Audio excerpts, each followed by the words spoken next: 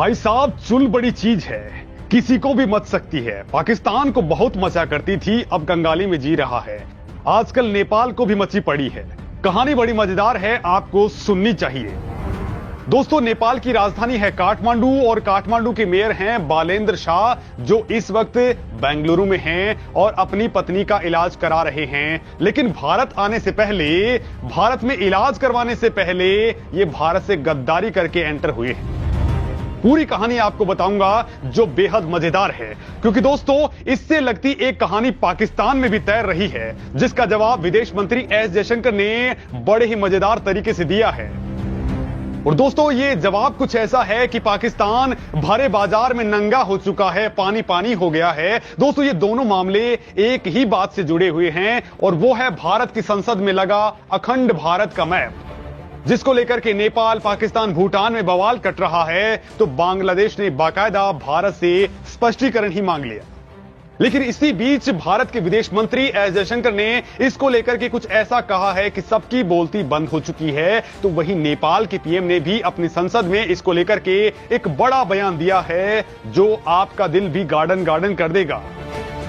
लेकिन दोस्तों, ये पूरी कहानी जानने से पहले आपको ये मैप जरूर देख लेना चाहिए।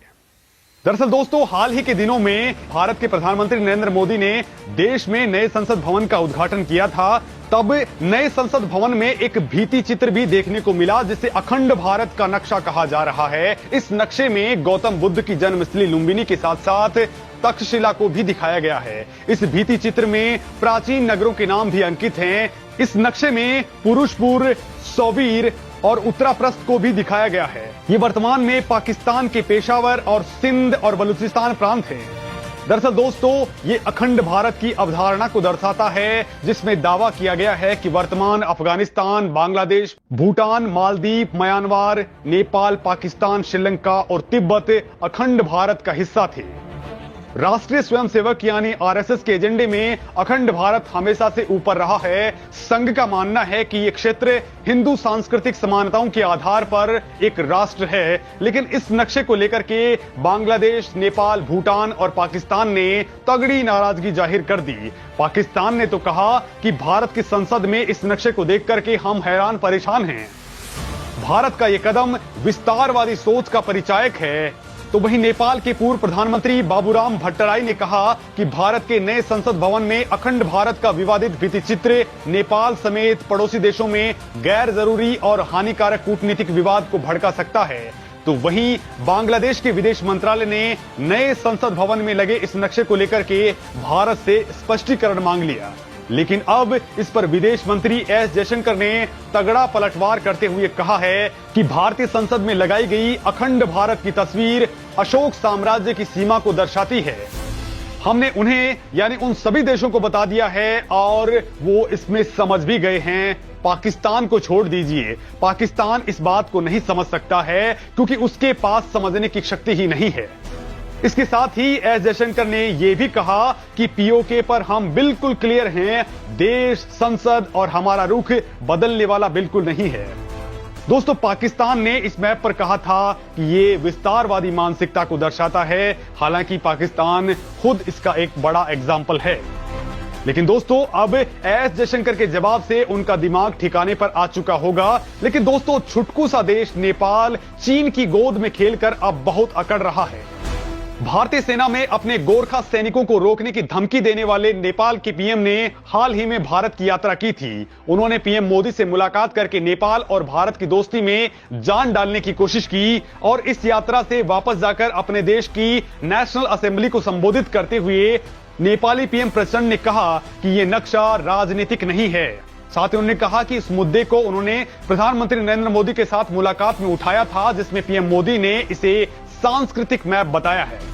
दरअसल दोस्तों, नेपाल की सीपीएन, यूएमएल समेत नेपाल के तमाम विपक्षी दलों ने इस नक्शे का विरोध किया था। अब दोस्तों, नेपाल में वैसे तो ये मामला शांत पड़ता दिख रहा है, लेकिन चुल करना नेपाल की अपनी आदत में शामिल हो चुका है। यानी जो मुल्क एफएटीएफ की ब्लैकलिस्ट में जाने वाला है, अर्थव्यवस्था चरमरा रही है, स्वास्थ्य व्यवस्थाएं धरातल पर हैं और उनका इंफ्रास्ट्रक्चर बढ़ने का नाम ही नहीं ले रहा। उनके मेयर खुद अपनी पत्नी का इलाज करवाने के लिए भारत आए हैं, बेंगलुरु में इलाज करवा रहे हैं, लेकिन वो भी भारत को चिढ़ाने में जुटे हैं। ये नेपाल के विपक्षी दलों की नापाक चाल है। काठमांडू की मेयर बालेंद्र शाह ने अखंड भारत के जवाब में अपने ऑफिस के अंदर एक ग्रेटर नेपाल का नक्शा लगाया है। इसमें यूपी और बिहार के कई इलाकों को नेपाल का हिस्सा दिखाया गया है, जिस पर नेपाल की सरकार ने अभी तक कोई प्रतिक्रिया नहीं दी है, लेकिन विपक्षी दल इस पूरे के पूरे मुद्दे को बहुत तेजी के साथ में उठाने में जुटे हुए हैं। केपी ओली और उसकी पार्टी तो इस मामले में बवाल ही काटे पड़ी है।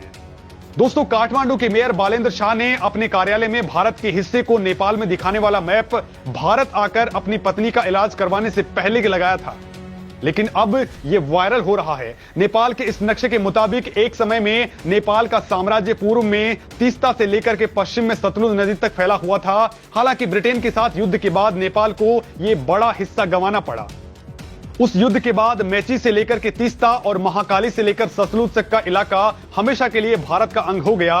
दोस्तों, इस नए नक्शे में यूपी का गोरखपुर और उससे लगता हुआ इलाका, साथ ही बिहार के कई इलाके नेपाल का हिस्सा दिखाए गए हैं। नेपाली मेयर के कार्यालय में लगे ग्रेटर नेपाल के नक्शे में पूर्व में तीस्ता और पश्चिम में कांगड़ा तक का भारतीय इलाका दिखाया गया है। इतना ही नहीं, नेपाल में अब यह मांग उठ रही है कि इन इलाकों को नेपाल को वापस लेना चाहिए। भारत समर्थक कही जाने वाली नेपाली कांग्रेस पार्टी के नेता गगन थापा ने तो बाकायदा नेपाल सरकार को आधिकारिक तौर से ग्रेटर नेपाल का नक्शा रिलीज करने के लिए कहा है। थापा ने कहा है कि यदि एक देश सांस्कृतिक नक्शा प्रकाशित करता है और आगे बढ़ता है तो नेपाल को भी ग्रेटर नेपाल का नक्शा प्रकाशित करवाने का अधिकार है। यदि नेपाल नया नक्शा प्रकाशित करता है तो भारत को इस पर आपत्ति नहीं जतानी चाहिए, इसके बजाय भारत को इसे स्वीकार कर लेना चाहिए। हालांकि इस पूरे अखंड भारत मैप विवाद में नेपाल के पीएम प्रचंड ने भारत का बचाव किया है। उन्होंने कहा कि हमने इस मुद्दे को ऑलरेडी भारत के साथ उठाया है, लेकिन इसकी डिटेल हम मीडिया में प्रकाशित भी नहीं करेंगे। जिसके जवाब में भारत ने कहा था कि यह एक सांस्कृतिक और ऐतिहासिक नक्शा है, ना कि राजनीतिक नक्शा। इसे राजनीतिक तरीके से नहीं देखना चाहिए। दोस्तों, भारत और नेपाल के बीच इस समय कालापानी, लिपुलेख और लिम्पियाधुरा को लेकर के सीमा विवाद है। ये सभी इलाके भारतीय नियंत्रण में हैं और नेपाल इन पर अपना दावा जताता है। साल 2020 में चीन के इशारे पर नाचने वाली केपी शर्मा ओली की सरकार ने इन इलाकों को नेपाल का हिस्सा बताते हुए नया मैप जारी कर दिया था, जिसके बाद भारत और नेपाल के रिश्ते रसातल में चले गए थे।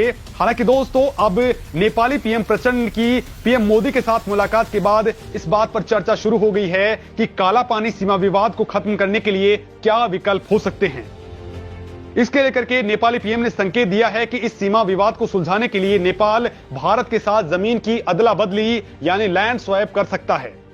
इसके तहत काला पानी की जमीन के बदले नेपाल को भारत बांग्लादेश के लिए जमीनी रास्ता प्रोवाइड कर दे। दरअसल दोस्तों, प्रचंड ये चाहते हैं कि भारत काला पानी की जमीन के बदले उसे नेपाल के लिए रास्ता दे दे। ये रास्ता भारत के चिकन नेक यानी रणनीतिक रूप से बेहद महत्वपूर्ण सिलीगुड़ी कॉरिडोर से होकर के जाता है, जिस पर चीन अपनी नजरें गड़ाए हुए है। दोस्तों, ये भारत के लिए बेहद इंपॉर्टेंट है और भारत के लिए इंपॉर्टेंट इसलिए भी है क्योंकि नेपाल पर भारत भरोसा नहीं कर सकता है। नेपाल किसी भी वक्त पलट सकता है। नेपाल इस वक्त चीन की गोद में भी खेल रहा है, लिहाजा भारत ये मांग तो शायद कभी भी स्वीकार नहीं करेगा।